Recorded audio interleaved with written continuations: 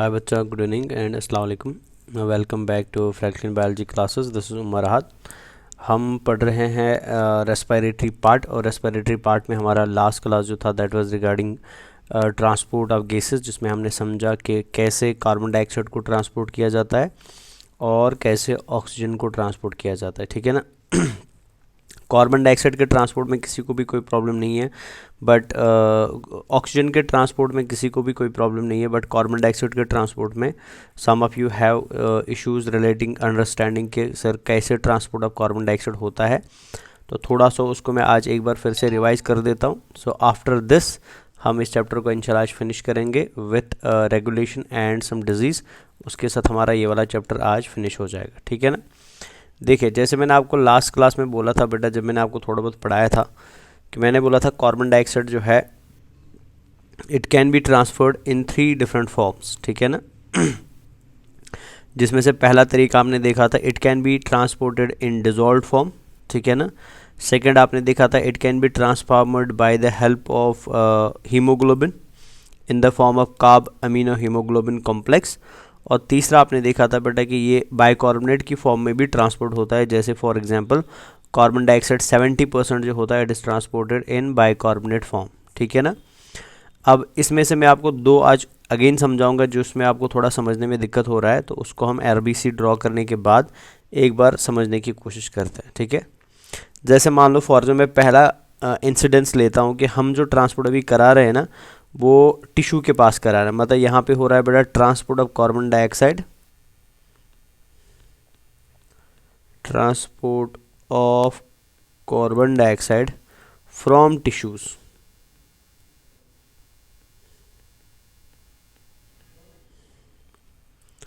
ठीक है। तो सबसे पहले ये आपको यहाँ से एक चीज़ याद रखनी पड़ेगी कि जब भी कार्बन डाइऑक्साइड टिश्यू के पास से ट्रांसपोर्ट किया जाएगा, मतलब हम कलेक्शन कर रहे हैं बेटा कार्बन डाइऑक्साइड का फ्रॉम टिश्यू, तो सबसे पहली चीज़ आपके दिमाग में क्लियर होनी चाहिए कि टिश्यू के पास पार्शियल प्रेशर ऑफ ऑक्सीजन जो होता है ना वो क्या होता है, वो कम होता है। जब भी आप टिश्यू से कार्बन डाइऑक्साइड को कलेक्ट करेंगे तो ऑटोमेटिकली बेटा वहाँ पे पार्शियल प्रेशर ऑक्सीजन का क्या होगा, कम होगा। टिश्यू के अंदर ऑक्सीजन कम होगा, ऑटोमेटिकली कार्बन डाइऑक्साइड क्या होगा, कार्बन डाइऑक्साइड ज़्यादा होगा। सो बिकॉज वहाँ पे कार्बन डाइऑक्साइड ज़्यादा होगा बेटा, so that means high concentration of carbon dioxide will lead to dissociation of HbO2 बेटा, will lead to the dissociation of HbO2 है ना। अगर कार्बन डाइऑक्साइड की कॉन्सेंट्रेशन बढ़ती है सो मोर कार्बन डाइऑक्साइड कॉन्सेंट्रेशन की वजह से क्या होता है, ऑक्सी हीमोग्लोबिन कॉम्प्लेक्स ब्रेक होने लगता है, डिसोशिएट होने लगता है। और अगर आपको अच्छे से याद हो बेटा, इसी चीज़ को मैंने लास्ट क्लास में क्या बोला था, मैंने इसी चीज़ को आपको लास्ट क्लास में बोला था, इसको हम बोर्स इफेक्ट बोलते हैं। तो बोर्स इफेक्ट कुछ नहीं होता है बेटा, बोर्स इफेक्ट होता है कि जब ऑक्सीजन डिसोसिएशन करो राइट की तरफ शिफ्ट होता है, और राइट की तरफ शिफ्ट करने का एक रीज़न क्या होता है बच्चा कि आपके पास HbO2 था, बट अब ये ऐसी एटमॉस्फेयर में पहुंचा है, अब ये ऐसे एनवायरनमेंट में पहुंचा है या ऐसी जगह पे ये पहुंच गया है जहाँ पे मीडियम में कार्बन डाइऑक्साइड क्या है, ज़्यादा है बेटा। So high concentration of carbon dioxide की वजह से ऑक्सी हीमोग्लोबिन कॉम्प्लेक्स टूटने लगता है बेटा। सो दिस ब्रेक डाउन और dissociation of HbO2 in presence of carbon dioxide बेटा, इसको हम क्या बोलते हैं, इसको हम बोर्स इफेक्ट बोलते हैं। क्लियर है। और एक चीज़ याद रखना यहाँ पे कि इस जगह पे बेटा, मतलब जहाँ पे आप कार्बन डाइऑक्साइड को ऐड कर रहे हैं बेटा हीमोग्लोबिन के साथ, मतलब आप कार्ब अमीनो हीमोग्लोबिन कॉम्प्लेक्स बना रहे हैं बेटा, इस जगह पे आपको और एक चीज़ याद रखनी है कि यहाँ पे बेटा प्लाज्मा के अंदर है,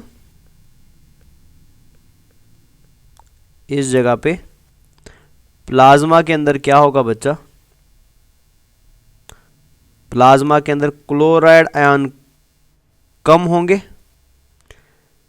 एंड बाइकार्बोनेट आयन क्या होंगे, ज़्यादा होंगे। अब ऐसा क्यों हुआ, और ये एग्जाम के लिए बहुत इंपॉर्टेंट है बेटा, ऐसा क्यों हुआ प्लाज्मा में, तो याद रखेंगे टिश्यूज़ के पास जो ब्लड मूव करता है बेटा, उस ब्लड के अंदर टिश्यूज़ के पास जो ब्लड होगा उस ब्लड के अंदर बेटा प्लाज्मा में क्लोराइड मॉलिक्यूल्स कम होते हैं एंड बाइकार्बोनेट मॉलिक्यूल ज़्यादा होते हैं। ऐसा क्यों होता है ये मैंने आपको लास्ट क्लास में बताया था, बिकॉज क्लोराइड शिफ्ट होगा, तो क्लोराइड शिफ्ट की वजह से क्लोराइड RBC के अंदर जाएगा एंड बाइकार्बोनेट का आरबीसी के बाहर आएगा। आरबीसी के बाहर मतलब प्लाज्मा में आएगा। सो दैट मीन्स क्लोराइड जो प्लाज्मा में था वो आरबीसी में चला गया, और जो बाइकार्बोनेट आरबीसी में था बेटा वो कहाँ पे आ गया, प्लाज्मा में आ गया। इस वजह से प्लाज्मा में ये ज़्यादा होगा एंड आरबीसी के अंदर ये ज़्यादा होगा, बट प्लाज्मा में ये क्या होगा, कम होगा। क्लियर है ना, ये इंपॉर्टेंट पॉइंट है एग्जाम के लिए, ये याद रखेंगे। अब होता कैसे था ट्रांसपोर्ट, तो उसको समझने के लिए आप मैं एक आरबीसी ड्रा कर देता हूँ यहाँ पे।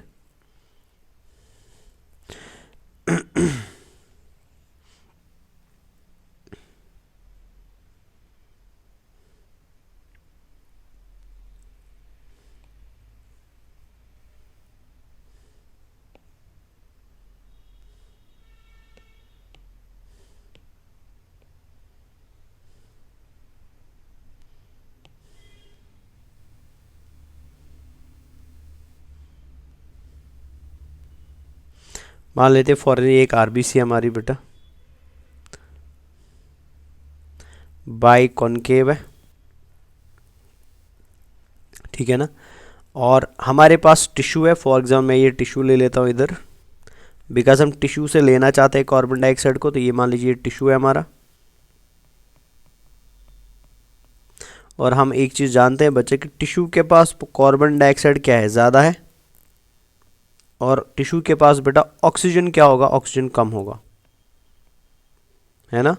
तो हम क्या करते हैं बेटा, हम 70% टिश्यू को, हाँ 70% कार्बन डाइऑक्साइड को बेटा टिश्यू से ले लेते हैं। 70% कार्बन डाइऑक्साइड को हम टिश्यू से ले लेते हैं। तो ये कार्बन डाइऑक्साइड कहाँ आएगा बेटा, ये आरबीसी के अंदर आएगा, ठीक है ना। और इसके अलावा बेटा हम क्या करते हैं, हम और 23% बेटा, ठीक है, कार्बन डाइऑक्साइड लिख देता हूँ मैं 23% कार्बन डाइऑक्साइड जो है बेटा वो भी अंदर आएगा ब्लड में डिजॉल्व फॉर्म में। तो वो डिजॉल्व फॉर्म में क्या होगा, डिजॉल्व फॉर्म में ट्रांसपोर्ट होगा, ठीक है ना। अब सबसे पहले डिजॉल्व फॉर्म की बात करते हैं। तो डिजॉल्व फॉर्म से जो कार्बन डाइऑक्साइड अंदर आया, ठीक है ना, तो हमारे पास बेटा इस आरबीसी के पास क्या था, इसके पास था HbO2, मतलब ये लेके आई थी कहीं ना कहीं से ऑक्सीजन बेटा, है ना। अब जैसे ही ये HbO2 वाला हीमोग्लोबिन मॉलिक्यूल टिश्यू के पास पहुंचा, तो टिश्यू के पास क्या हुआ बेटा, कार्बन डाइऑक्साइड का कॉन्सेंट्रेशन ज़्यादा होने की वजह से इस पर्टिकुलर आरबीसी ने क्या किया, इसने ऑक्सीजन को रिलीज कर दिया, ऑक्सीजन को रिलीज कर दिया, और खुद किससे जुड़ गया बेटे, खुद ये जुड़ गया कार्बन डाइऑक्साइड के साथ, खुद जुड़ गया कार्बन डाइऑक्साइड के साथ, ठीक है। और क्या बनाया इसने, इसने बनाया कार्ब अमीनो हीमोग्लोबिन। तो ये बन गया कार्ब अमीनो हीमोग्लोबिन बेटा, समझ आया। कितना परसेंट बना, 23%। लेकिन यहाँ पे कोई भी एंजाइम यूज नहीं हुआ बेटा, विथआउट एंजाइम।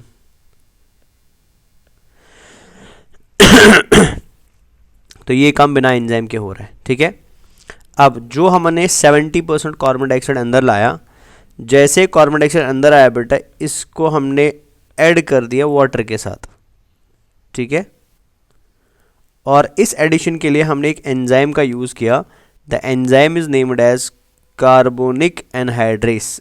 एंजाइम को हम क्या बोलते हैं, कार्बोनिक एनहाइड्रेस एंजाइम बोलते हैं, जो मैं ऑलरेडी आपको बता चुका हूँ।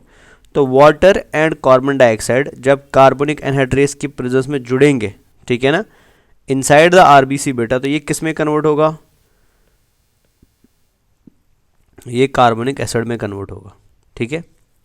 अब ये कार्बोनिक एसिड के ऊपर बेटा यही एंजाइम एक्ट करेगा और इसको कन्वर्ट करेगा बेटा किसके अंदर, एक प्रोटॉन के अंदर और एक बाइकार्बोनेट आयन के अंदर बेटा, HCO3 नेगेटिव, ये बन गया बाइकार्बोनेट आयन, समझ गए ना। सो ये क्या हुआ था, ये बन गया था carbonic acid, but carbonic acid का ब्रेकडाउन हुआ बेटा इन presence of the same enzyme, और क्या बना, प्रोटॉन बना एंड बाइकार्बोनेट आयन बना। अब सबसे पहले बाइकार्बोनेट आयन की बात करते हैं। ये जो बाइकार्बोनेट आयन यहाँ पे हमने बना लिया ना, इस बाइकार्बोनेट आयन को हम क्या करते हैं बेटा, हम एक ट्रांसपोर्टर प्रोटीन का यूज़ करते हैं, और because of this transporter protein बेटा हम इस बाइकार्बोनेट आयन को आरबीसी से बाहर निकालते हैं। तो ये आ गया आरबीसी से बाहर, ध्यान से देखिए, तो ये आ गया आरबीसी से बाहर बेटा, HCO3 नेगेटिव बाहर आया। सो आप ध्यान से देखिए, जैसे आरबीसी से नेगेटिवली चार्जड मॉलिक्यूल बाहर आएगा, ठीक है ना। So because of this movement of negatively charged molecule बेटा आउटसाइड द आरबीसी, तो यहाँ पे क्या होगा बेटा, मेम्ब्रेन की इलेक्ट्रिकल न्यूट्रलिटी क्या हो जाएगी, चेंज हो जाएगी। यहाँ पे नेगेटिव चार्ज था, यहाँ पे नेगेटिव चार्ज था, मान लो यहाँ पे 10 नेगेटिव चार्ज थे, यहाँ पे 10 नेगेटिव चार्ज थे, तो मेम्ब्रेन के आसपास की जो न्यूट्रलिटी थी वो मेंटेन हो रही थी। लेकिन अब आप क्या करें, इन 10 नेगेटिव चार्ज को बाहर भेज रहे हैं बेटा, तो अंदर नेगेटिव चार्ज कम हो जाएगा और बाहर नेगेटिव चार्ज क्या हो जाएगा, ज़्यादा हो जाएगा। तो मेम्ब्रेन की जो बेटा हमने कांस्टेंट मेम्ब्रेन न्यूट्रलिटी रखी थी या इलेक्ट्रिकल न्यूट्रलिटी मेंटेन करके रखी थी, वो इलेक्ट्रिकल न्यूट्रलिटी चेंज हो गई ना। तो ये इलेक्ट्रिकल न्यूट्रलिटी चेंज ना हो, इससे बचने के लिए बेटा हम क्या करते हैं, हम यहाँ पे और एक मॉलिक्यूल को अंदर भेज देते हैं बेटा। तो हम प्लाज्मा में क्या करते हैं, प्लाज्मा से क्लोराइड आयन को पकड़ते हैं और क्लोराइड आयन को कहाँ भेज देते हैं बेटा, हम आरबीसी के अंदर भेज देते हैं। यहाँ पे ध्यान से देखिए, तो टिश्यू के पास होगा क्या, टिश्यू के पास आरबीसी से बाइकार्बोनेट आयन निकल के प्लाज्मा में आएगा, तो जैसे आप यहाँ पे देख रहे हैं बेटा, और एट द सेम टाइम बेटा प्लाज्मा से क्लोराइड आयन निकल के बेटा कहाँ एंटर करेगा, आरबीसी के अंदर एंटर करेगा। So this shift of bicarbonate and chloride ion बेटा across the plasma membrane of RBC to maintain electrical neutrality of Dohnan's membrane बेटा, this process is called as chloride shift। इसको हम क्या बोलते हैं, यही मैंने आपको लास्ट क्लास में बोला था। सो इस प्रक्रिया को हम क्या बोलते हैं बेटा, this process is called as, इसको हम क्लोराइड शिफ्ट बोलते हैं और इसको हम हैमबर्गर फिनोमेना बोलते हैं। इसको हम हैमबर्गर फिनोमेना बोलते हैं, ठीक है। This is called as chloride shift और this is also called as hamburger phenomena. समझ आया ना। तो याद रखेंगे बेटा, क्लोराइड शिफ्ट कहाँ पे होता है, क्लोराइड शिफ्ट होता है बेटा प्लाज्मा मेम्ब्रेन और आरबीसी के बीच में। किसके आर पार होता है बेटा, डोनेन्स मेम्ब्रेन के आर पार होता है।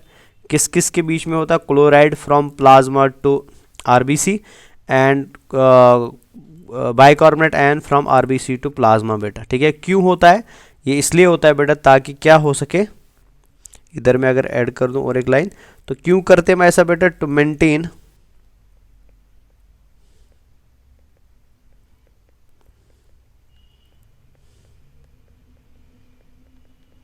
Electrical neutrality.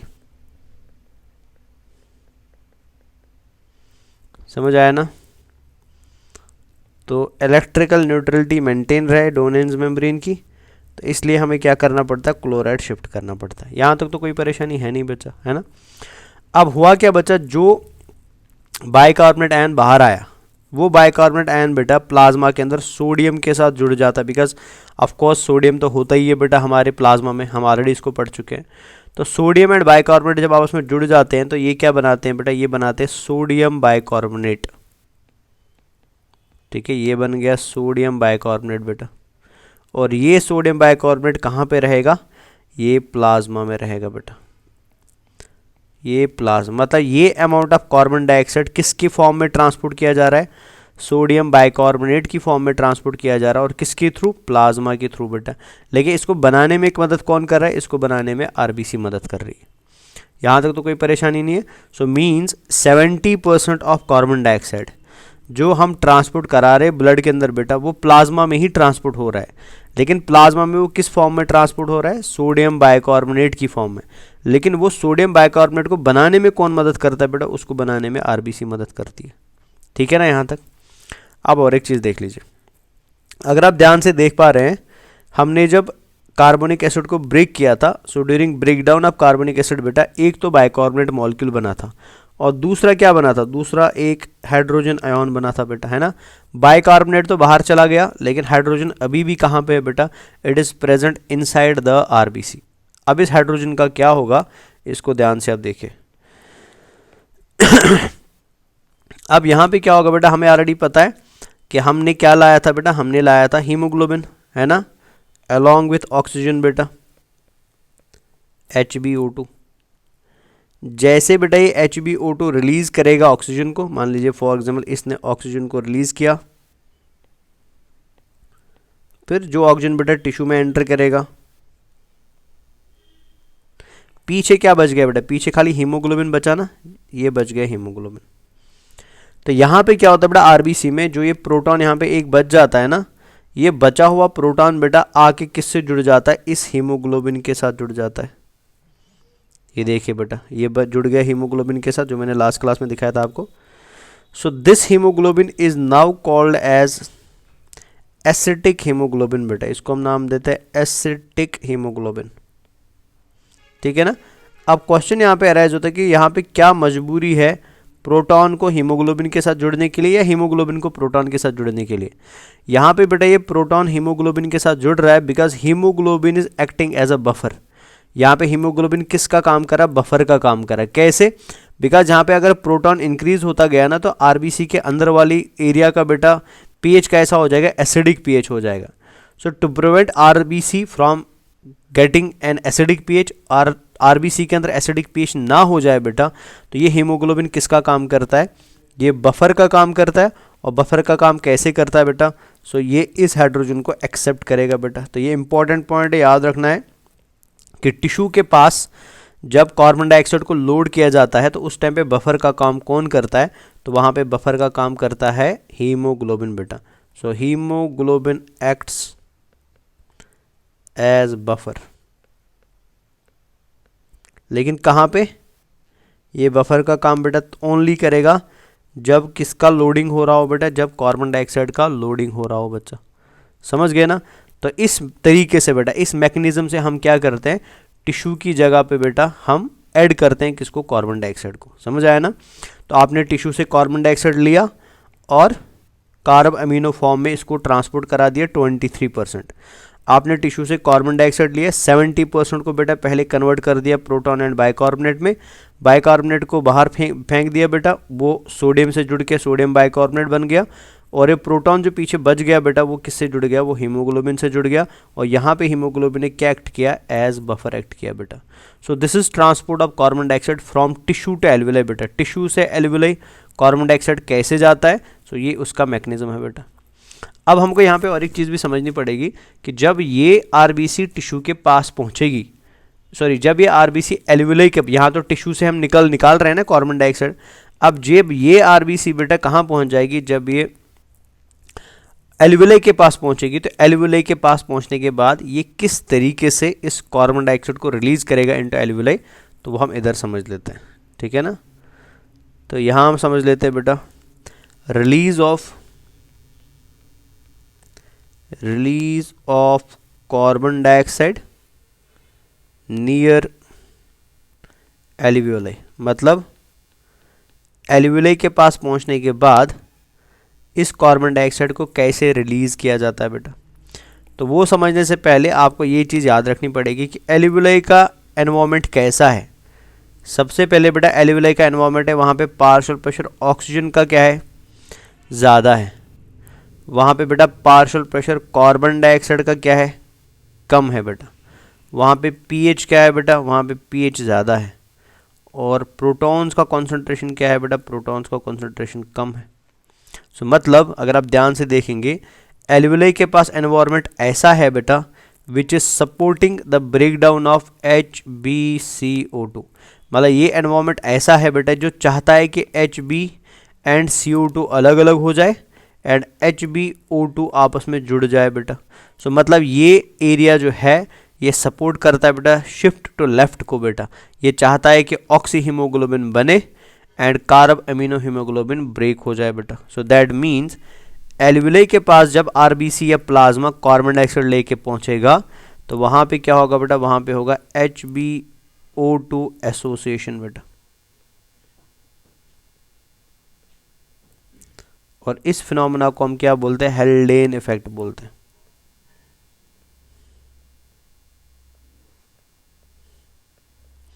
इसको हम हेल्डेन इफेक्ट बोलते हैं बेटा। और यहाँ पे इंपॉर्टेंट याद रखना है कि near the near the alveoli बेटा, जब एल्वियोलाई के पास ब्लड पहुंचेगा तो वहाँ पे प्लाज्मा में क्या होगा बेटा, वहाँ पे उल्टा हो जाएगा। यहाँ पे प्लाज्मा में क्लोराइड आयन होगा ज़्यादा एंड बाइकार्बोनेट आयन क्या होगा बेटा, बाइकार्बोनेट आयन कम होगा। ठीक है ना, ये भी इंपॉर्टेंट पॉइंट है। क्यों यहाँ पे ऐसा क्यों होगा बच्चा, बिकॉज यहाँ पे क्लोराइड जो है बेटा वो वापस आएगा, आप समझिए रिवर्स क्लोराइड शिफ्ट हो जाएगा और बाइकार्बोनेट चला जाएगा आरबीसी के अंदर बेटा। अब ये कैसे होगा तो इसको एक बार देख लेते हैं हम।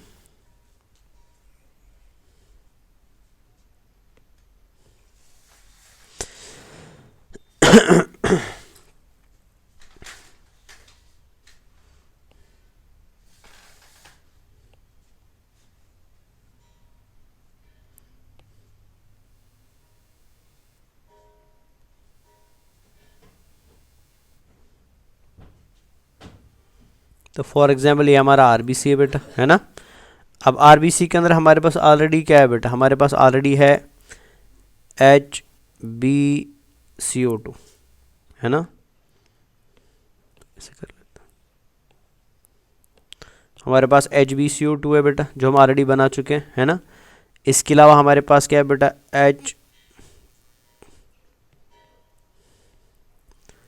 H2CO3 बेटा। क्लियर है, तो देखिए क्या होगा यहाँ पे, हमारे पास HbCO2 है ना बच्चा। सो नियर द एल्वियोलाई बेटा ये HbCO2 क्या होगा, ये डिसोशिएट होगा। क्यों डिसोशिएट होगा, बिकॉज यहाँ पे ऑलरेडी हमारे पास क्या पार्शियल प्रेशर ऑक्सीजन का ज़्यादा है। सो जब पार्शियल प्रेशर ऑक्सीजन का ज़्यादा होता है वो किसका डिसोसिएशन करवाता है बेटा, कार्बन डाइऑक्साइड का डिसोसिएशन करवाता है। इसको हम हेल्डेन इफेक्ट बोलते हैं बेटा, समझ आया। सो मतलब यहाँ पे क्या होगा बच्चा, ये आरबीसी कार्बन डाइऑक्साइड को रिलीज करेगा, ये कार्बन डाइऑक्साइड रिलीज हुआ बेटा, समझ गए ना। और बदले में ये किसके साथ जुड़ेगा, ये ऑक्सीजन के साथ जुड़ेगा। तो हो गया association of oxygen with haemoglobin बेटा। तो कार्बन डाइऑक्साइड ऑलरेडी रिलीज हो गया, कितना परसेंट, 23% बेटा। ठीक है, सेकंड हमारे पास कार्बोनिक एसिड था। Carbonic acid in presence of carbonic anhydrase बेटा कन्वर्ट किस में होगा, कन्वर्ट होगा कार्बन डाइऑक्साइड में प्लस वाटर में बेटा, समझ आया ना। अब ये कार्बोनिक एसिड हमने बनाया कैसे वो समझिए। हमको ऑलरेडी पता है बेटा हमारे पास प्लाज्मा में क्या है, प्लाज्मा में सोडियम बाइकार्बोनेट है ना। प्लाज्मा में क्या है बेटा, सोडियम बाइकार्बोनेट है। थोड़ा इसको मैं आगे ले आता हूँ, प्लाज्मा में सोडियम बाइकार्बोनेट है। ठीक है, तो जैसे ही ये सोडियम बाइकार्बोनेट प्लाज्मा वाला बेटा कहाँ पे पहुँच जाता है, ये पहुँच जाता है नियर द एल्वियोलाई बेटा। तो ये ऑटोमेटिकली, बिकॉज यहाँ पे एनवायरनमेंट ही ऐसा है, so because of this environment बेटा ये ऑटोमेटिकली ब्रेक हो जाएगा सोडियम में प्लस बाइकार्बोनेट आयन में बेटा, ये बन गया बाइकार्बोनेट आयन। ठीक है, ये बाइकार्बोनेट आयन जो है बेटा, ये जब इसका कॉन्सेंट्रेशन प्लाज्मा में इंक्रीज हो जाएगा ना, तो इस बाइकार्बोनेट आयन को हम कहाँ भेजेंगे, इस बाइकार्बोनेट आयन को हम भेजेंगे इनसाइड द आरबीसी बेटा।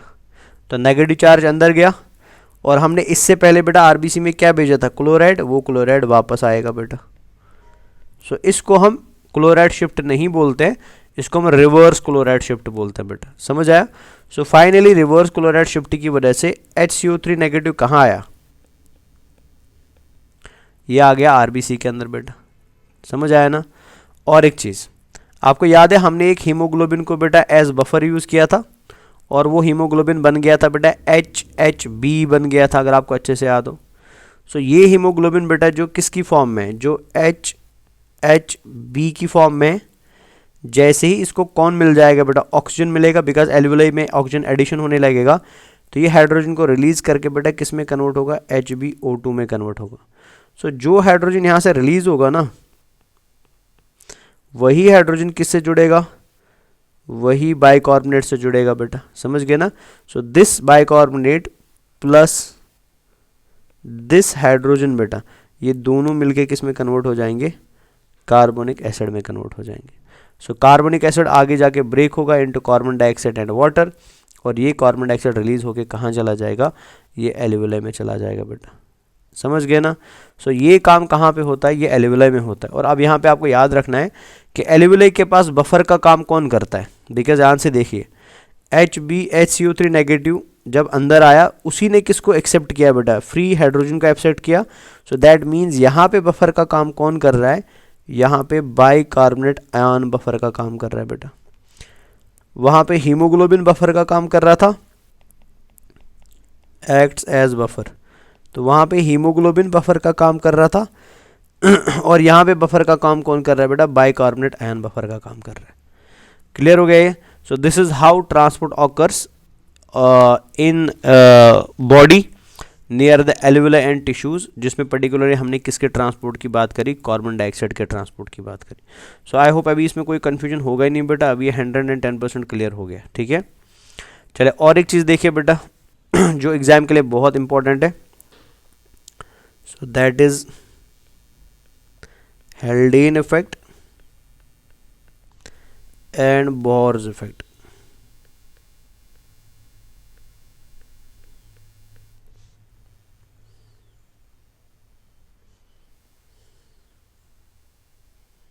बिकॉज इस पे कॉमनली क्वेश्चन पूछा जाता है, तो याद रखेंगे बच्चा। हेल्डेन इफेक्ट कहाँ पे अप्लाई होता है, नियर द लंग्स अप्लाई होता है, या शॉर्ट में जहाँ पे पार्शियल प्रेशर ऑक्सीजन का क्या होता है, ज़्यादा होता है, वहाँ पे हेल्डेन इफेक्ट अप्लाई होता है। बोहर्स इफेक्ट कहाँ अप्लाई होता है बेटा, नियर द टिश्यूज बेटा, मतलब जहाँ पे कार्बन डाइऑक्साइड का पार्शियल प्रेशर क्या होगा, ज़्यादा होगा, वहाँ पे बोहर्स इफेक्ट चलता है। ठीक है, अब है क्या इसका मतलब बेटा, इसका मतलब होता है oxygen is affecting the affinity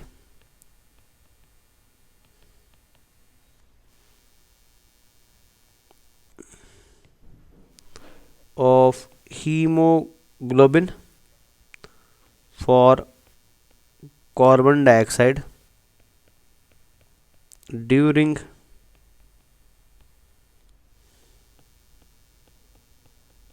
loading of oxygen। मतलब क्या हुआ इसका कि लंग्स के पास बेटा होता क्या है, बिकॉज वहाँ पे पार्शियल प्रेशर ऑक्सीजन का ज़्यादा है, तो ऑक्सीजन का ज़्यादा होना किसको बाइंड नहीं होने देता है, हीमोग्लोबिन के साथ कार्बन डाइऑक्साइड को बाइंड होने नहीं देता है। सो मतलब ऑक्सीजन का हाई कॉन्सेंट्रेशन बेटा इफेक्ट करता है बाइंडिंग ऑफ कार्बन डाइऑक्साइड को। So this effect is called as Haldane effect बेटा। और हेल्डेन इफेक्ट में क्या होता है, HbO2 का एसोसिएशन होता है। समझ गए ना बेटा।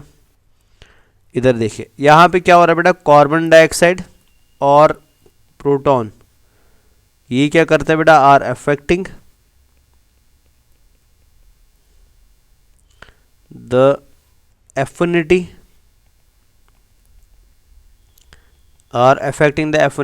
Of haemoglobin. ठीक है ना, तो ये किसको इफेक्ट कर रहे हैं बेटा, हीमोग्लोबिन को बाइंड करने से रोक रहे हैं, किसके साथ, ऑक्सीजन के साथ बेटा। लेकिन कब, during loading of carbon dioxide. तो इसका उल्टा है बेटा ना, during loading of carbon dioxide. मतलब अगर आपकी बॉडी में कार्बन डाइऑक्साइड ज़्यादा है तो ज़्यादा कार्बन डाइऑक्साइड बेटा ऑक्सीजन को बाइंड करने नहीं देगा, इसका एकदम अपोजिट है बेटा। So this effect is called as Bohr's effect बेटा। एंड बोहर्स इफेक्ट में क्या होता है, डिसोसिएशन होता है बेटा, किसका, हीमोग्लोबिन एंड ऑक्सीजन का बेटा। क्लियर है। सो ये सिंपलीफाई करके मैंने बता दिया कि बोर्स इफेक्ट क्या होता है एंड हेल्डेन्स इफेक्ट क्या होता है, एंड बोर्स इफेक्ट कहाँ पे अप्लाई होता है एंड हेल्डेन्स इफेक्ट कहाँ पे अप्लाई होता है। So this is all for transport of oxygen and carbon dioxide. I hope इसमें अभी कोई कन्फ्यूजन नहीं होगा आपको। ठीक है ना। अभी हम आते हैं नेक्स्ट पार्ट पे, जो हमारा लास्ट पार्ट है बेटा इस चैप्टर का, that is regulation of breathing.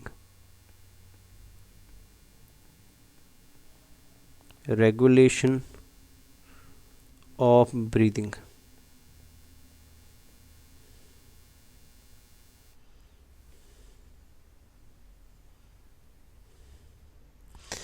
देखिए ब्रीदिंग रेगुलेशन में बेटा हमारी बॉडी के अंदर 3 इंपॉर्टेंट एलिमेंट्स यूज़ होते हैं, ठीक है। जो पहला एलिमेंट होता है बेटा जो ब्रीदिंग को कंट्रोल, मतलब आप कितना ब्रीद इन करेंगे, आप कितना ब्रीद आउट करेंगे, आप कितनी लंबी सांस लेंगे, आप कितनी छोटी सांस लेंगे बेटा, सो इसको हम ब्रीदिंग रेगुलेशन बोलते हैं। तो इस चीज़ को रेगुलेट करने के लिए कि कब आप ब्रीद इन करेंगे, कब आप ब्रीद आउट करेंगे, कितना ब्रीद इन करेंगे, कितना ब्रीद आउट करेंगे। अगर आप कोई एक्सरसाइज कर रहे हो तो ब्रीद इन बढ़ेगा कि घटेगा, ठीक है ना।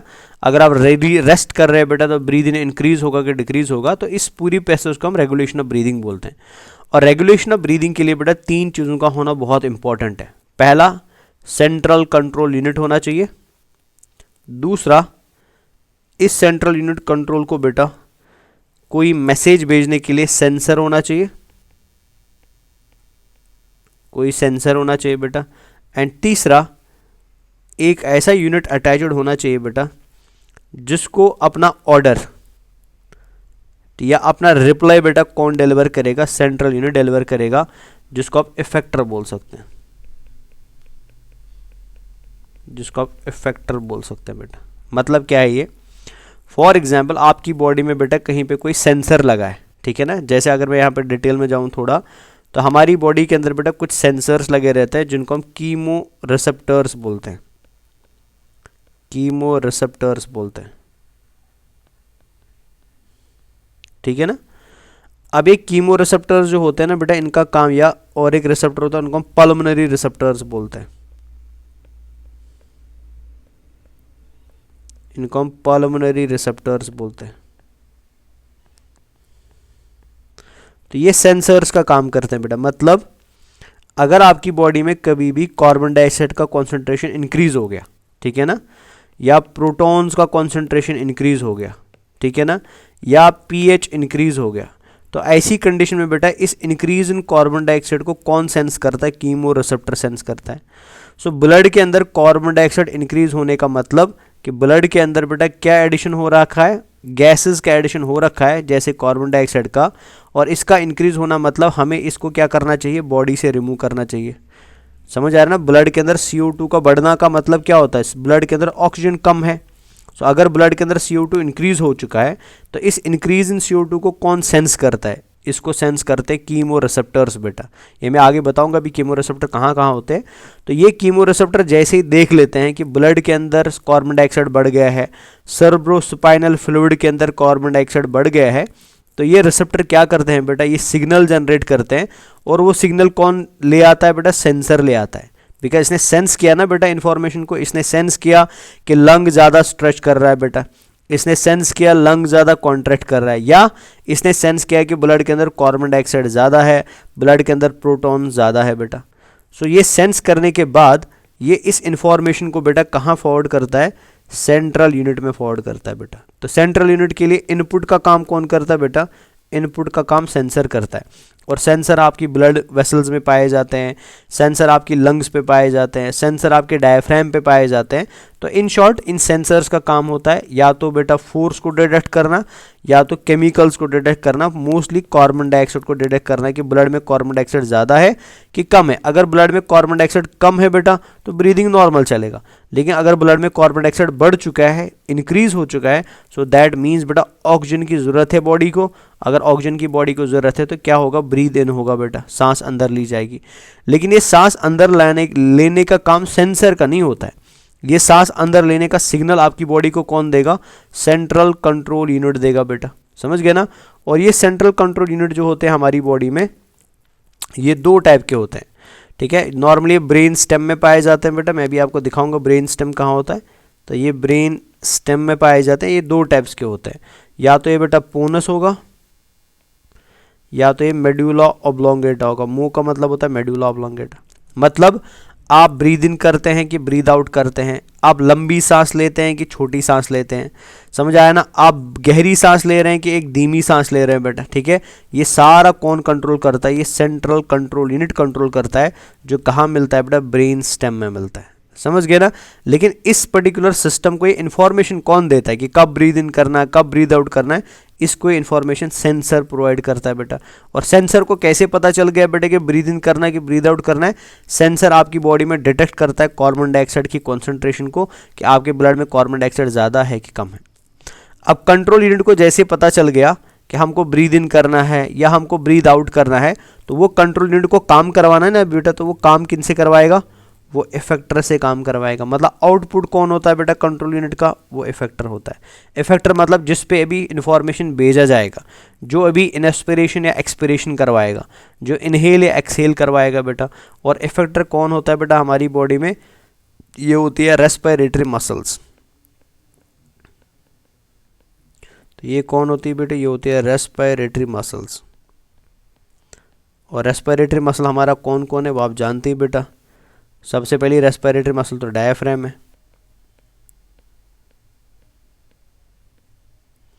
और एब्डोमिनल मसल्स है, और इंटरकोस्टल मसल्स है बेटा। समझ गए ना। सो मतलब आपका डायफ्राम कब कॉन्ट्रैक्ट करेगा, कब रिलैक्स करेगा, आपकी एब्डोमिनल मसल कब कॉन्ट्रैक्ट करेगी, कब रिलैक्स करेगी, आपकी इंटरकोस्टल मसल्स बेटा कब कॉन्ट्रैक्ट रिलैक्स करेगी, उस चीज़ को कौन कंट्रोल कर रहा है? इफेक्टर कंट्रोल कर रहा है।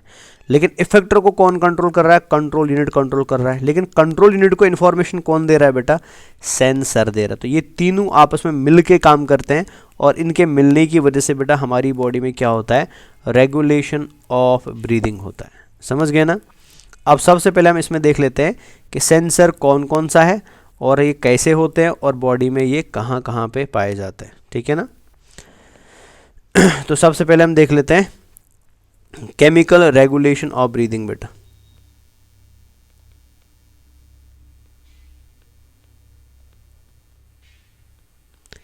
Chemical regulation of breathing.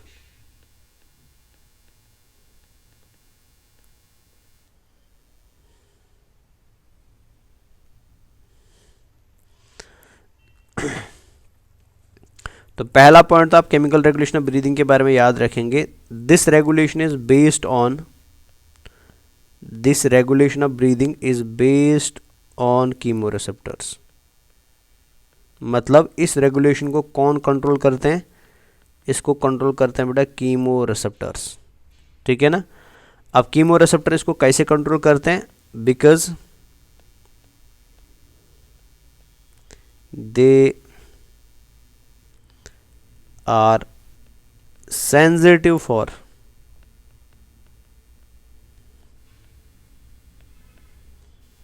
carbon dioxide and H positive ion concentration.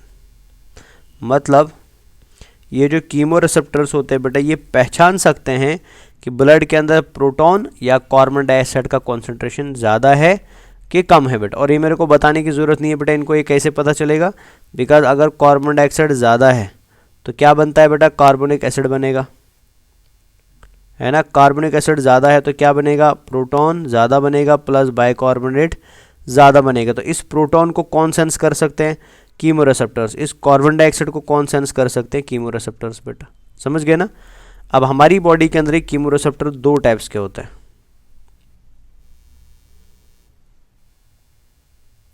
One is called as central कीमोरेसेप्टर,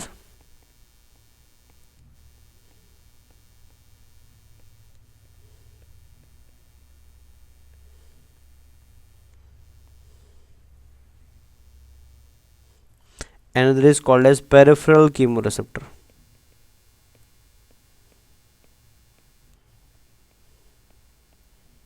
Peripheral chemoreceptor.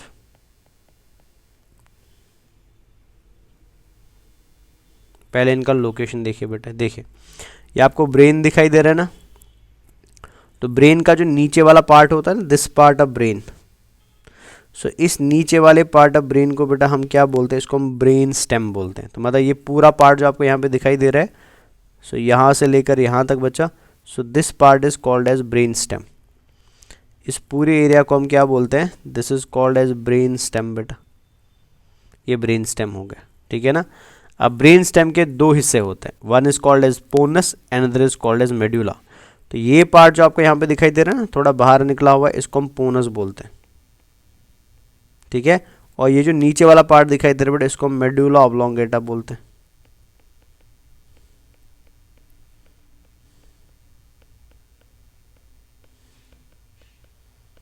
इसको हम मेड्यूला ऑब्लोंगेटा बोलते हैं बेटा, समझ आया ना। तो ब्रेन स्टेम क्या होता है बेटा, ये ब्रेन का बेस होता है, ब्रेन का नीचे वाला हिस्सा होता है। इसको हम दो पार्ट्स में डिवाइड करते हैं बेटा। The upper part is called as pons, तो ये वाला पार्ट पोनस हो गया बेटा, है ना। और lower part is called as medulla oblongata, तो ये वाला हिस्सा मेड्यूला ऑब्लोंगेटा हो गया। इसमें तो कोई परेशानी है नहीं बच्चा, है ना। अब मैंने आपको अभी बोला बेटा, हमारी बॉडी में कीमोरिसेप्टर दो टाइप्स के होते हैं। One is called as central chemoreceptor and another is called as peripheral chemoreceptor, ठीक है ना। जो सेंट्रल कीमोरिसेप्टर होता है, तो मैं थोड़ा कलर कर देता हूँ। सो सेंट्रल कीमोरिसेप्टर कहाँ प्रेजेंट होते हैं, वो मेड्यूला में पाए जाते हैं बेटा। सो यहाँ कहीं पे ये कीमोरिसेप्टर्स प्रेजेंट होंगे मेड्यूला में, ठीक है। तो ये है सेंट्रल कीमोरिसेप्टर्स बेटा, ग्रीन कलर में मैं बना रहा हूँ। सो ये कौन से रिसेप्टर्स है, सेंट्रल कीमो रिसेप्टर्स। तो ये मेड्यूला में पाए जाता है बेटा, क्लियर है ना, या ब्रेन में पाया जाता है, आप शॉर्ट में याद रख लीजिए। अब ये सेंट्रल कीमोरिसेप्टर का काम क्या होता है, आपको पता है बच्चा कि ब्रेन के अंदर एक फ्लूइड पाया जाता है, सेंट्रल नर्वस सिस्टम के अंदर एक फ्लूइड पाया जाता है, जिसको हम क्या बोलते हैं, सेरेब्रोस्पाइनल फ्लूइड बोलते हैं, ठीक है। पहले ये कहाँ पे प्रेजेंट होते हैं, प्रेजेंट इन ब्रेन, तो ये ब्रेन में पाए जाते हैं।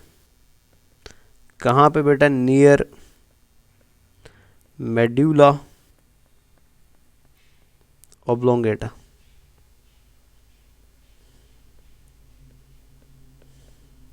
ठीक है ना। अब हमको पता है बच्चा कि ब्रेन के अंदर एक फ्लूइड पाया जाता है, सेंट्रल नर्वस सिस्टम में एक फ्लूइड पाया जाता है, जिसको हम सेरेब्रोस्पाइनल फ्लूइड बोलते हैं।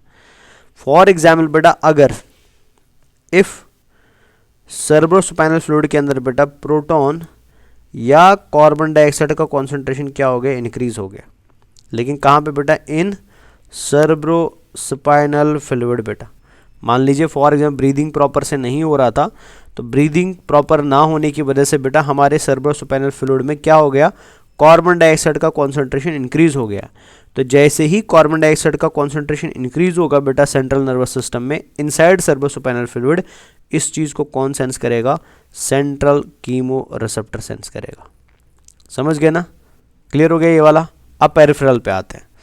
पेरिफेरल को आप इधर समझिए, ये आपको हार्ट दिखाई दे रहा है, या आपकी हार्ट की एक ब्लड वेसल दिखाई दे रहा है बेटा, इसको हम आयोटा बोलते हैं, ठीक है। This blood vessel is called as aorta बेटा, इसको हम आयोटा बोलते हैं, ठीक है ना। अब आयोटा के ऊपर बेटा एक ब्लड वेसल होता है, या इस आयोटा के अंदर अगर आप देखेंगे तो यहाँ पे कुछ ब्लड वेसल्स होते हैं जिनको हम कैरोटिड आर्टरीज बोलते हैं। तो for example this is carotid artery बेटा, दिस इज कैरोटिड आर्टरी, ठीक है। एंड दिस इज आयोटा बेटा, ये आयोटा हो गया। तो इस कैरोटिड आर्टरी एंड आयोटा के अंदर आपको क्या मिलते हैं बेटा, आपको मिलते हैं कीमो रिसेप्टर्स बेटा। तो यहां पे आपको मिलते हैं chemo receptors, and these chemo receptors are called as peripheral chemo receptors बेटा, they are called as peripheral chemo receptors. और इनका काम क्या होता है, इनका काम होता है बेटा कि अगर आपकी आर्ट्रियल ब्लड के अंदर, अगर आपके ऑक्सीजनेटेड ब्लड के अंदर बेटा कार्बन डाइऑक्साइड का कॉन्सेंट्रेशन बढ़ गया है, तो उस कार्बन डाइऑक्साइड की कॉन्सेंट्रेशन को कौन डिटेक्ट करते हैं, पेरिफेरल कीमो रिसेप्टर्स डिटेक्ट करते हैं। मतलब आपकी बॉडी में चाहे सेरेब्रोस्पाइनल फ्लूइड बेटा, आपकी बॉडी में चाहे सेंट्रल नर्वस सिस्टम में कार्बन डाइऑक्साइड बढ़े इनसाइड द सेरेब्रोस्पाइनल फ्लूइड, या ब्लड के अंदर बढ़े बेटा इनसाइड द सर्कुलेटरी सिस्टम, इन दोनों जगहों पे बेटा कार्बन डाइऑक्साइड की कॉन्सेंट्रेशन को डिटेक्ट करने का काम कौन करते हैं बेटा, कीमो रिसेप्टर्स। जो सेंट्रल नर्वस सिस्टम के लिए central chemo receptor, and outside central nervous system क्या होते हैं बेटा, पेरिफेरल कीमो रिसेप्टर्स बोलते हैं। मतलब पेरिफेरल कीमो रिसेप्टर कहाँ पाया जाता है, सबसे पहले तो ये क्लियर करना है बेटा। तो ये कहाँ पाया जाता है बेटा, present in carotid artery and aorta बेटा, बिकॉज सबसे पहले ब्लड इधर ही पहुंचेगा ना, लेफ्ट साइड से जब ब्लड निकलेगा सबसे पहले इधर ही पहुंचेगा, और अगर उस ब्लड में कार्बन डाइऑक्साइड ज़्यादा है तो ऑटोमेटिकली बॉडी को भी बेटा कार्बन डाइऑक्साइड ज़्यादा ही मिलेगा, इसलिए हम इधर ही उसको क्या करते हैं बेटा, सेंस कर देते हैं। तो ये किस चीज़ को सेंस करेगा, if carbon dioxide concentration is high in blood बेटा, तो ये ब्लड के अंदर कार्बन डाइऑक्साइड कॉन्सेंट्रेशन को क्या करता है, डिटेक्ट करता है। समझ गए ना। अब मान लो फॉर एग्जांपल इधर भी कार्बन डाइऑक्साइड कॉन्सेंट्रेशन बढ़ गया है ना, और इधर भी कार्बन डाइऑक्साइड कॉन्सेंट्रेशन बढ़ गया है बेटा, तो ये कार्बन डाइऑक्साइड बढ़ने की वजह से क्या होगा, ये एरिया स्टिमुलेट हो जाएंगे बेटा, ठीक है ना, मतलब कीमो रिसेप्टर्स क्या हो गए, स्टिमुलेट हो गए, कीमो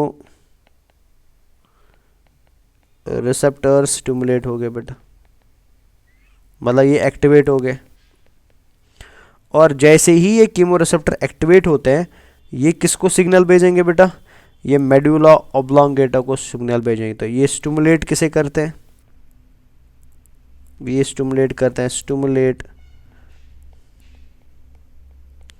मेडुला ऑब्लोंगेटा। और जैसे ही मेडुला ऑब्लोंगेटा स्टिमुलेट होता है तो मेडुला ऑब्लोंगेटा क्या कराता है बेटा, वो इंक्रीज कराता है रेट ऑफ ब्रीदिंग को। समझ आया ना। तो मतलब आपकी रेट ऑफ ब्रीदिंग क्या हो जाती है बेटा, इंक्रीज हो जाती है। तो इस तरीके से कौन काम करते हैं, central and peripheral chemo receptors बेटा। समझ आया ना बच्चा, आई होप ये क्लियर हो गया आपको, ठीक है। So this is the way how chemical regulation of breathing occurs. तो chemical regulation of breathing receptor से होती है, रिसेप्टर दो जगह होते हैं बेटा, और अगर उन्होंने high concentration of carbon dioxide को सेंस किया तो वो मेडुला ऑब्लोंगेटा को स्टिमुलेट करते हैं। Medulla oblongata rate of breathing को इंक्रीज करता है by activating external intercostal muscles बेटा। मतलब हो क्या रहा है, इधर ध्यान से देखिए। तो यहाँ पे कार्बन डाइऑक्साइड ज़्यादा मिला, यहाँ पे भी कार्बन डाइऑक्साइड ज़्यादा मिला, तो क्या होगा बच्चा, ये एरिया भेजेगा पॉजिटिव सिग्नल किसको, मेडुला ऑब्लोंगेटा को।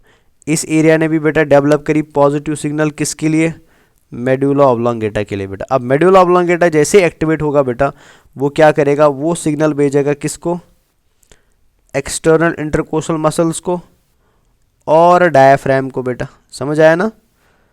और किसको भेजेगा सिग्नल, डायाफ्राम को बेटा, और दोनों को क्या करा देगा, फास्ट फास्ट कॉन्ट्रैक्ट करा देगा, ताकि रेट ऑफ ब्रीदिंग क्या हो जाए, इंक्रीज हो जाए। So this is how chemical regulation of breathing occurs inside our body बेटा।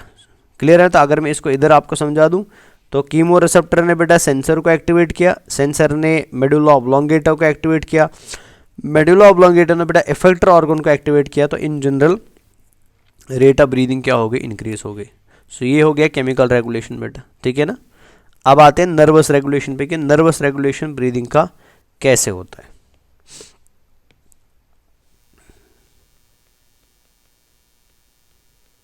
Nervous regulation of breathing.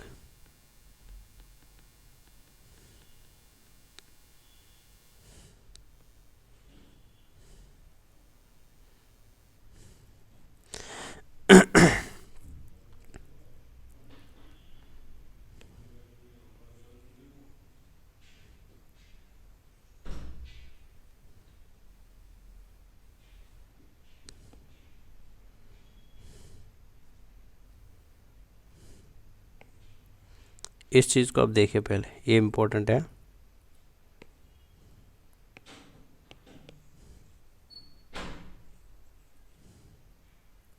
आपको ऑलरेडी पता है बेटा that this part is called as medulla oblongata बेटा। ये पार्ट मेडुला ऑब्लोंगेटा हो गया है ना। अगर मैं मेडुला ऑब्लोंगेटा को थोड़ा बाहर डाइसेक्ट करके निकालूं तो मेडुला ऑब्लोंगेटा आपको ऐसा दिखाई देता है, ये मेडुला ऑब्लोंगेटा है, ठीक है ना।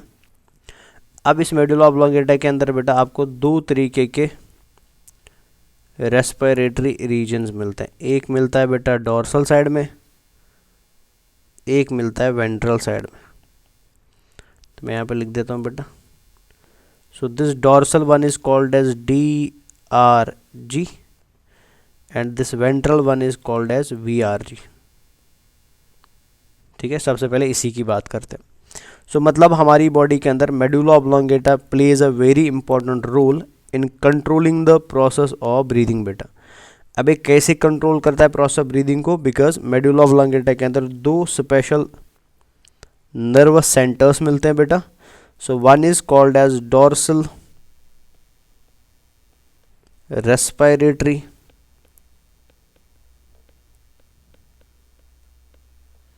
group and another is called as ventral respiratory group। ठीक है ना। So in short called as DRG और in short called as VRG।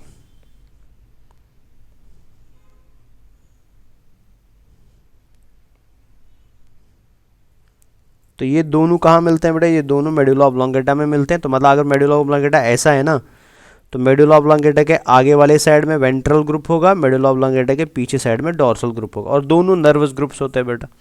ठीक है ना, दोनों नर्वस स्ट्रक्चर्स होते हैं। ठीक है ना। अब DRG जो पार्ट है बेटा, this is very very important to understand. DRG वाला पार्ट जो है ना, ये वाला पार्ट बेटा, ये होता है इनस्पायरेटरी पार्ट।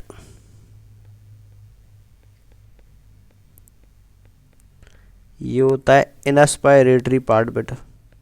मतलब ये ग्रुप ऑफ न्यूरॉन जो है बेटा, ये किसको कंट्रोल करता है, ये खाली इनस्पायरेशन को कंट्रोल करता है, या सांस अंदर लेने को कंट्रोल करता है, या इनहेलेशन को कंट्रोल करता है। समझ आया ना। और इनस्पायरेटरी एरिया होने के बावजूद बेटा ये क्या करता है, ये रेस्पिरेटरी रिदम को कंट्रोल करता है बेटा। ठीक है, या इसको हम रेस्पिरेटरी रिदम सेंटर की रेस्पिरेटरी रिदम सेंटर भी बोलते हैं बेटा। ठीक है, डोर्सल रेस्पिरेटरी ग्रुप जो मेडुला ऑब्लोंगेटा में होता है बेटा, this is also called as respiratory rhythm centre. अब इसको रेस्पिरेटरी रिदम सेंटर क्यों, NCERT में लिखा है medulla oblongata is called as respiratory rhythm centre, लेकिन मेडुला ऑब्लोंगेटा में किस पार्ट को रेस्पिरेटरी रिदम बोलते हैं बेटा, DRG पार्ट को। रेस्पिरेटरी रिदम का मतलब क्या हुआ, जो मैंने आपको बोला था ना, पर मिनट आप बेटा 12 से 16 टाइम्स, 12 to 16 टाइम्स बेटा आप पर minute breathe in breathe out करते हैं। सो ये जो आपकी बॉडी में एक नॉर्मल लेवल मेंटेन करा गया है ना, कि आप नॉर्मली 12 से 16 बार बेटा सांस अंदर लेंगे और बाहर छोड़ेंगे। सो ये एक नॉर्मल रिदम है ना बेटा, हमारी सांस लेने का और हमारी सांस छोड़ने का, हमारा नॉर्मल इनहेल करने का या नॉर्मल एक्सहेल करने का।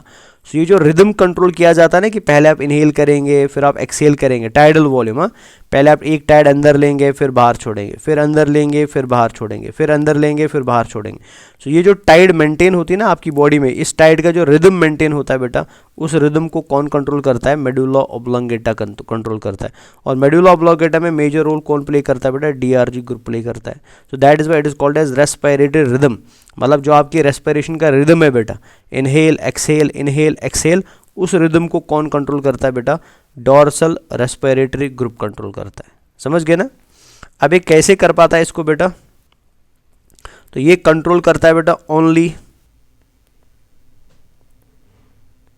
Controls only inspiration during normal breathing. मतलब अभी आप एक नॉर्मल सांस ले रहे हैं बेटा, अभी आप एक नॉर्मल टाइडल वॉल्यूम ले रहे हैं। सो इस टाइडल वॉल्यूम में बेटा आप इनहेल भी कर रहे हैं और एक्सहेल भी कर रहे हैं। सो इस टाइडल वॉल्यूम में जो आप इनहेलेशन करते हैं ना, जिसके लिए एनर्जी लगता है, जो एक एक्टिव प्रोसेस होता है बेटा, this inhalation is controlled by dorsal respiratory group और it is controlled by medulla oblongata बेटा। समझ आया ना। अब ये कैसे करता है इसको control, so it controls the inhalation process by contraction of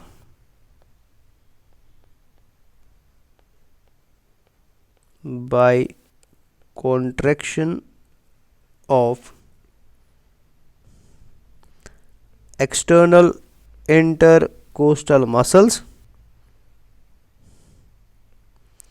and diaphragmatic muscles बेटा। मतलब जो हमने डायफ्रामेटिक मसल्स मतलब जो हमने बेटा मैकेनिज्म ऑफ ब्रीदिंग में पढ़ा था कि आपका डायफ्राम कॉन्ट्रैक्ट करता है, आपकी एक्सटर्नल इंटरकोस्टल मसल्स कॉन्ट्रैक्ट करती है, और मैंने वहाँ पे आपको बोला था बेटा ये कॉन्ट्रैक्ट करेगी जब उनको ब्रेन से सिग्नल मिलेगा। तो ब्रेन से कॉन्ट्रैक्ट करने के लिए बेटा इन्हेलेशन कराने के लिए उनको कौन सिग्नल देता है?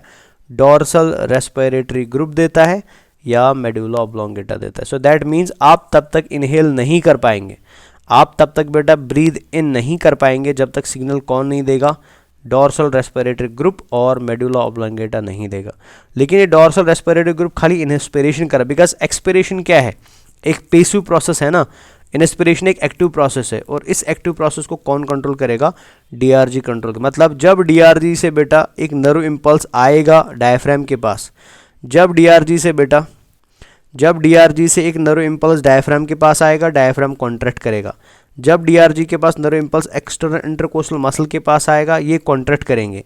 जब इनके पास ये सिग्नल नहीं आएगा तो ये ऑटोमेटिकली क्या करेंगे? रिलैक्स करेंगे।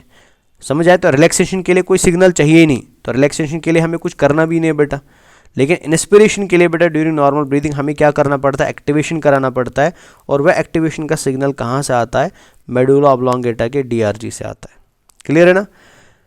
वेंट्रल रेस्पिरेटरी ग्रुप के बारे में आप सिंपल में याद रखें बेटा, ये एक्सपायरेटरी एरिया होता है, बस इतना याद रख लीजिए। ये होता है एक्सपायरेटरी एरिया, मतलब it is involve with expiration बेटा, बस इतना आप याद रखें। फोर्स्ड एक्सपायरेशन के लिए यूज़ होता है। समझ गए ना? तो ये हमने किसकी बात करी? ये हमने ब्रेन स्टेम में एक पार्ट की बात करी, दैट इज मेडुला ऑब्लोंगेटा। तो ये पूरी कहानी जो हमने यहाँ पे डिस्कस करी, so this whole story was regarding medulla oblongata बेटा। समझ आया ना? लेकिन अभी हमारे पास कौन बचा है बेटा? पोनस बचा है। अब पोनस क्या करता है तो वो हम इधर देख लेते हैं।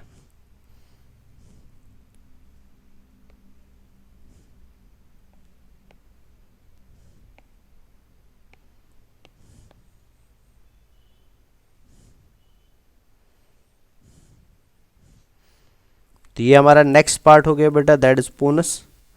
इसका भी रेस्पिरेशन में बहुत इंपॉर्टेंट रोल है बेटा।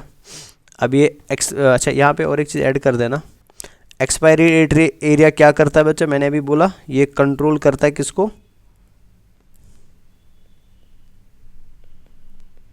Control forceful breathing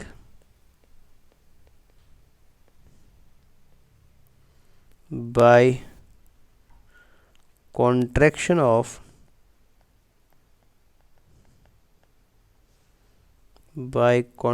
of internal intercostal muscles and abdominal muscles।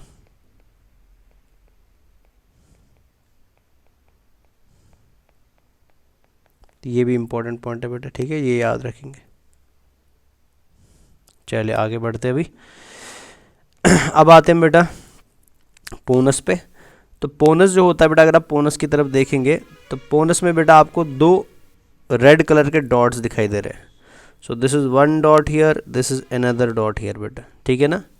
तो upper one and lower one बेटा, ठीक है, दो डॉट्स क्लियर दिखाई दे रहे, upper dot and lower dot बेटा, है ना? So this upper dot is called as, इस अपर डॉट में बेटा आपको क्या मिलता है? पहले हाईलाइट कर देता हूँ मैं। इसके पास पाया जाता है एक स्पेशल रेस्पिरेटरी सेंटर जिसको हम न्यूमोटैक्सिक सेंटर बोलते हैं।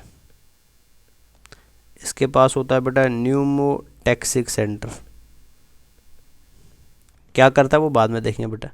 इसको हम नाम देते हैं बेटा न्यूमोटैक्सिक पोनस भी, इसको हम न्यूमोटैक्सिक पोनस बोलते हैं। और ये जो नीचे आपको डॉट दिखाई दे रहा है, इसके पास होता है एपन्यूस्टिक सेंटर। एपन्यूस्टिक सेंटर बेटा, इस वजह से इसको एपन्यूस्टिक पोनस भी बोलते हैं।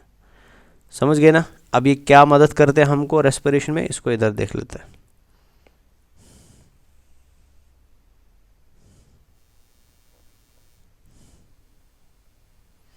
तो एक हो गया हमारा न्यूमोटैक्सिक,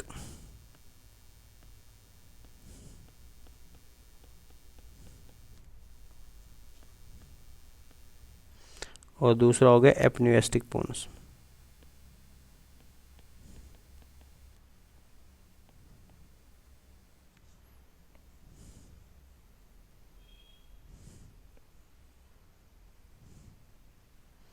ठीक है, तो याद रखेंगे बेटा न्यूमोटैक्सिक पोनस के लिए दैट इसको हम बोलते हैं स्विच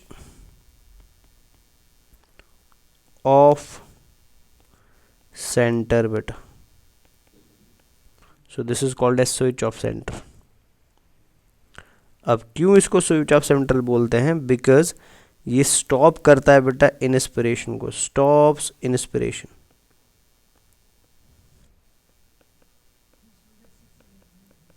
ठीक है, ये इंस्पिरेशन को क्या करता है? स्टॉप करता है बेटा। इसको आप समझिए। अभी मैंने आपको अभी बोला बेटा मेडुला ऑब्लोंगेटा क्या कराता है? इंस्पिरेशन कराता है ना। अब मेडुला ऑब्लोंगेटा तो बेटा इंस्पिरेशन को कंटिन्यू नहीं करेगा ना। मेडुला ऑब्लोंगेटा ने सिग्नल भेजा, इधर देखिए, मेडुला ऑब्लोंगेटा ने सिग्नल भेजा, सिग्नल की वजह से हमने इंस्पिरेटरी एरिया को एक्टिवेट किया और इंस्पिरेटरी एक्टिवेट एरिया ने क्या कराया? हमको इंस्पिरेशन कराया बेटा, हमने सांस अंदर ली। लेकिन अब ऐसा नहीं है ना कि हम सांस अंदर लेते रहेंगे लेते रहेंगे लेते रहेंगे, हम एक लेवल तक ही सांस को अंदर ले सकते हैं। जैसे फॉर एग्जाम्पल मैंने टाइडल वॉल्यूम देखा, तो टाइडल वॉल्यूम यहाँ तक आया इंस्पिरेशन, बट फिर उसके बाद ऑटोमेटिकली क्या हुआ बेटा? एक्सपिरेशन हुआ। लेकिन यहाँ पे बेटा किसी ने इंस्पिरेशन को रोक दिया ना, यहाँ पे हमने इंस्पिरेशन को इस पॉइंट पे स्टॉप कर दिया। तो इस पॉइंट पे बेटा इंस्पिरेशन को स्टॉप करने का काम किसका होता है? न्यूमोटैक्सिक सेंटर का होता है। यानी न्यूमोटैक्सिक सेंटर एक तरीके से बेटा कंट्रोल करता है हमारे लेवल ऑफ इंस्पिरेशन को, कि मतलब आप कितनी देर तक इंस्पिरेशन करेंगे, कितने समय तक इंस्पिरेशन करेंगे, that is controlled bye pneumotaxic centre बेटा। समझ आया? अब मान लो फॉर एग्जाम्पल किसी पर्सन के अंदर अगर न्यूमोटैक्सिक सेंटर मोर एक्टिवेट हो गया, if pneumotaxic center is hyperactive बेटा, हाइपर का मतलब होता है ज़्यादा एक्टिव हो गया, तो ऐसे पर्सन में क्या होगा बेटा? रेट ऑफ ब्रीदिंग इंक्रीज होगा कि डिक्रीज होगा? रेट ऑफ ब्रीदिंग इंक्रीज होगा बेटा। समझ आया ना? रेट ऑफ ब्रीदिंग क्या हो जाएगा? इंक्रीज हो जाएगा। रेट ऑफ ब्रीदिंग इंक्रीज हो जाता है। क्यों इंक्रीज हुआ? बिकॉज ड्यूरेशन ऑफ इंस्पिरेशन जो है बेटा, ड्यूरेशन ऑफ इंस्पिरेशन जो है वो डिक्रीज हो गया। अब इसको समझे मैं क्या बता रहा हूँ। मतलब जब आपका न्यूमोटैक्सिक सेंटर ज़्यादा फास्ट काम करने लगता है बेटा, तो ज़्यादा फास्ट काम करते समय क्या होता है कि ये आपकी बॉडी में इंस्पिरेशन की रेट को डिक्रीज़ करेगा। मतलब आप छोटी सांस अंदर ले रहे हैं बेटा, तो जितनी आप छोटी सांस अंदर लेंगे उतना जल्दी जल्दी आप क्या करेंगे? एक्सहेल करेंगे बेटा। समझ आया ना? मान लो फॉर ये एक पर्सन है बेटा, ये 10 मिनट में एक बार इंस्पिरेशन किया, 2 बार इंस्पिरेशन किया, 3 बार इंस्पिरेशन किया, और ये बीच वाला गैप है ना, ये रिप्रेजेंट कर रहा है एक्सपिरेशन को। लेकिन अब मान लो फॉर इन्हीं 10 मिनट में बेटा ये पर्सन क्या कर रहा है? छोटी छोटी इंस्पिरेशंस कर रहा है। तो जब ये छोटी छोटी इंस्पिरेशन करेगा, रेट ऑफ इंस्पिरेशन बढ़ गया ना, ऑटोमेटिकली कौन बढ़ेगा बेटा? रेट ऑफ एक्सपायरेशन भी बढ़ेगा, या शॉर्ट में क्या बढ़ गया? ब्रीदिंग का रेट बढ़ गया बेटा। सो ब्रीदिंग का रेट जब आप दौड़ते हैं, जब आप एक्सरसाइज करते हैं, जब आप एक्साइट होते हैं, या जब आप कभी बेटा डर जाते हैं, तो आपका ब्रीदिंग रेट इंक्रीज हो जाता है ना अचानक से। तो उस ब्रीदिंग रेट में आप ध्यान से देख लीजिए बेटा, उसमें इनहेलेशन क्या होता है? कम होता है। तो ऑटोमेटिकली बेटा एक्सलेशन भी क्या होता है? कम। So automatically rate of breathing increase हो गया। तो ये कौन कराता है? ये न्यूमोटैक्सिक सेंटर कराता है। और एप्नियोस्टिक पोनस का काम क्या होता है बेटा? ये लंबी सांस लेने में मदद करता है। ये प्रोलॉन्ग इंस्पिरेशन कराता है बेटा, मतलब लंबी सांस भरने में मदद करता है बेटा, प्रोलॉन्ग इंस्पिरेशन करवाता है। समझ आया बच्चा? So this is all from the neural control and coordination of respiration, या शॉर्ट में कंट्रोल ऑफ रेस्पिरेशन बेटा। तो आई होप ये आपको समझ आ गया होगा। इसको आप एक बार अच्छे से नोट्स बनाइए और फिर उसको आराम से एक बार देख भी लीजिएगा बेटा। तो ये पैराग्राफ दिया हुआ है एनसीईआरटी में, तो यहाँ पे भी वही लिखा है बेटा, a specialised centre present in the medulla oblongata of brain called as respiratory rhythm center is primarily responsible for this regulation। तो respiratory rhythm center मतलब medulla oblongata मतलब DRG बेटा।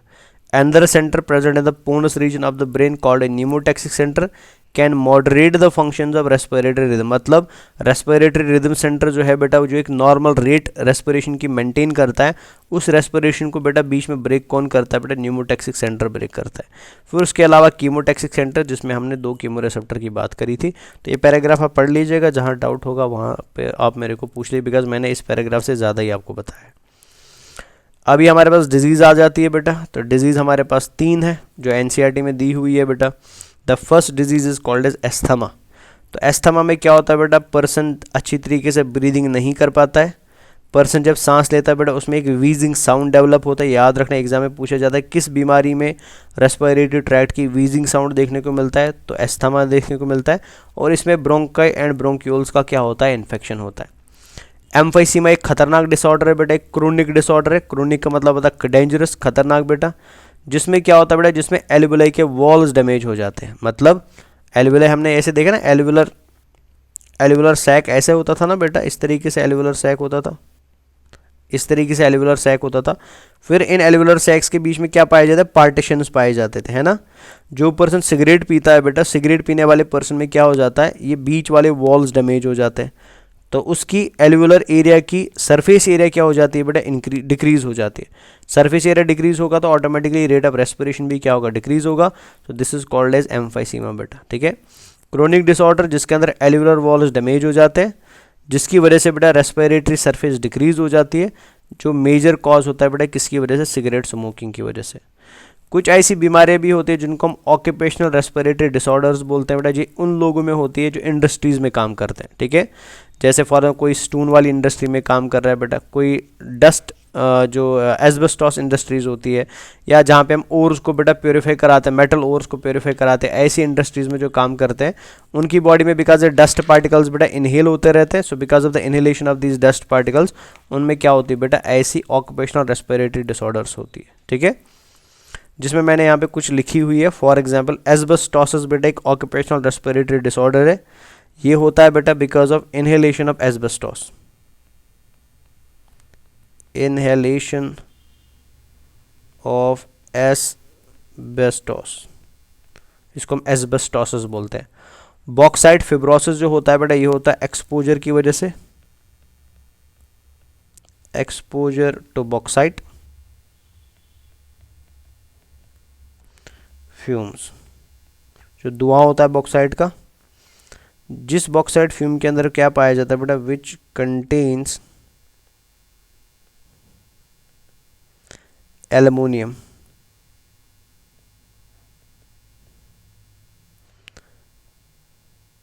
एंड सिलिका पार्टिकल्स बेटा, ठीक है। तो उसकी वजह से बॉक्साइट फिब्रोसिस होती है। मतलब जो धुआं उठेगा बेटा बॉक्साइट और की ऊपर से, तो उस धुएं में एल्युमिनियम एंड सिलिका होता है, वो एल्युमिनियम एंड सिलिका बेटा लंग्स में डिपॉजिट होता है, जिसकी वजह से ऑक्यूपेशनल रेस्पिरेटरी डिसऑर्डर होता है बेटा, जिसको हम क्या बोलते हैं, बॉक्साइट फिब्रोसिस बोलते हैं। नेक्स्ट है बेटा बेरिलायोसिस बेटा, बेरिलायोसिस होता है बेटा एक्सपोजर टू बेरिलियम की वजह से,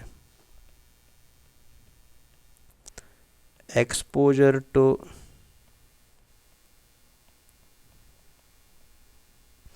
beryllium and its compounds,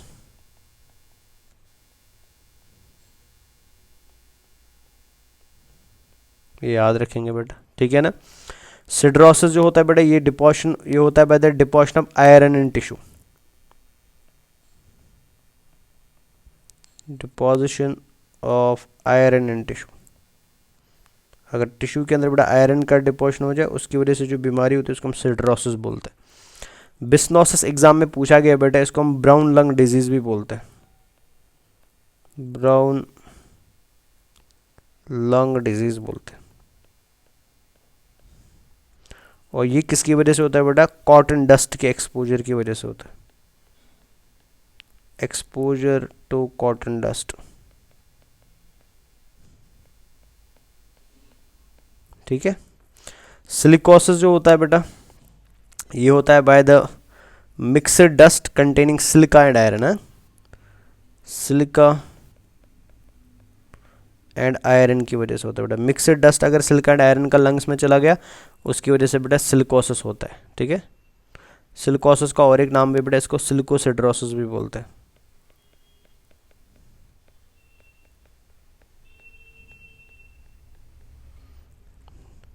brucellosis जो होती है बैक्टीरिया की वजह से होती है बेटा, एग्जाम में पूछी जाती है, जिसको हम बेटा ब्रुसेल्ला बैक्टीरिया होता है बेटा, उसकी वजह से होती है, ठीक है। एंथ्रेक्स बेटा, एंथ्रेक्स बैक्टीरिया की वजह से होती है, एंथ्रेक्स बैक्टीरिया, ठीक है। And finally black lung disease जो बेटा ये कूल डस्ट की वजह से होती है, ठीक है।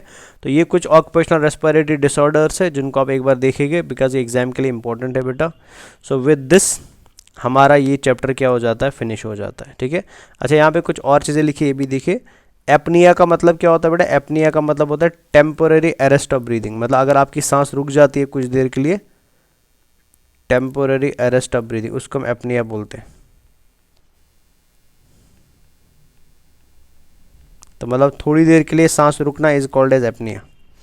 हाइपोक्सिया का मतलब क्या होता है बेटा, reduced oxygen supply to tissue, reduced oxygen supply to tissue बेटा, मतलब अगर आपके टिश्यूज़ को प्रॉपर सप्लाई ऑफ ऑक्सीजन नहीं मिल रहा है बेटा, that is called as hypoxia बेटा, इसको हम हाइपोक्सिया बोलते हैं, ठीक है। हाइपर कैप्निया का मतलब क्या होता है बेटा, increased carbon dioxide in blood, अगर ब्लड में ज़्यादा कार्बन डाइऑक्साइड है that is called as hypercapnia. And hypocapnia का मतलब क्या होता है बेटा, डिक्रीज CO2 इन ब्लड, अगर ब्लड के अंदर कार्बन डाइऑक्साइड कम है that is called as hypocapnia. So ये कुछ टर्म्स है बेटा, ये टर्म्स आप इंपॉर्टेंट याद रखेंगे। और विद दिस टर्म बेटा हमारा पूरा का पूरा पोर्शन जो है बेटा दैट इज़ रेस्पिरेटरी सिस्टम, ये आज ख़त्म हो जाता है। तो नेक्स्ट क्लास में इंशाल्लाह शुरू करेंगे circulatory system and side by side बेटा हम बायोमोलिक्यूल्स के लेक्चर भी डालते रहेंगे। सो टिल देन पढ़ते रहिए, मेहनत कर रहिए। खुदा हाफिज़ and take care guys, bye bye.